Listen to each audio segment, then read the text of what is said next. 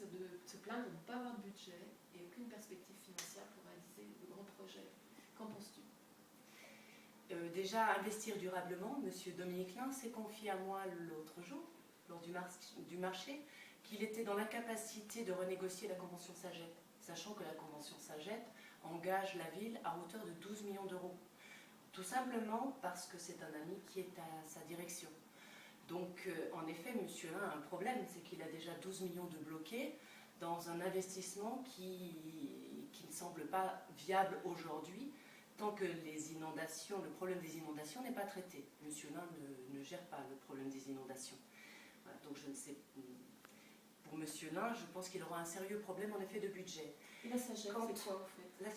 La Sagette, c'est une société publique locale.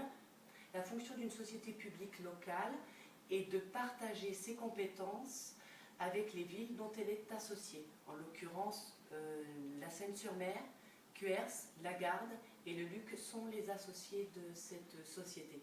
Donc c'est un outil qui normalement est intéressant, sauf qu'à ce jour, elle n'a pas prévu d'assainir notre centre-ville contre les inondations. D'ailleurs, aucune équipe ne prévoit de protéger la ville contre les inondations. Alors qu'il faut commencer par là. Évidemment, évidemment. D'ailleurs, l'équipe de M. Delagrange, Bleu Marine, souhaite augmenter le nombre de commerces, mais ne prévoit pas d'assainir la ville au titre des inondations.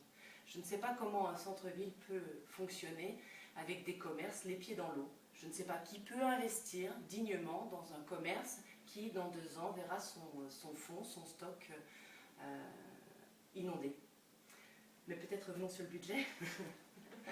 Alors sur le budget, oui, je ne comprends pas ce que disent nos opposants parce que j'ai beaucoup étudié depuis 2008 les comptes administratifs, puis le bilan primitif de 2014, et je ne vois rien d'extraordinaire, alors ni dans un sens ni dans l'autre.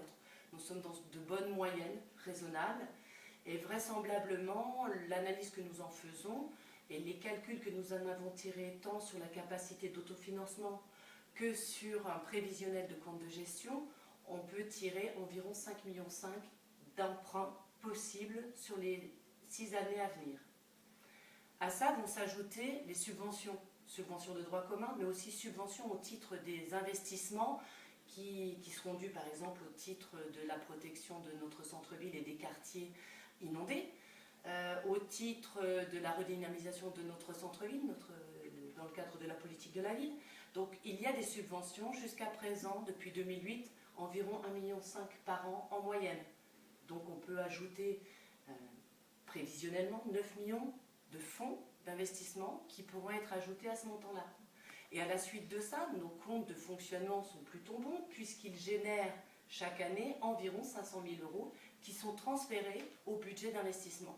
Donc si on ajoute ces 500 000 euros par an sur 6 ans, donc on a 3 millions de plus qu'on pourra investir dans des projets de fonctionnement, liés au fonctionnement, mais liés aussi aux investissements dont on a parlé.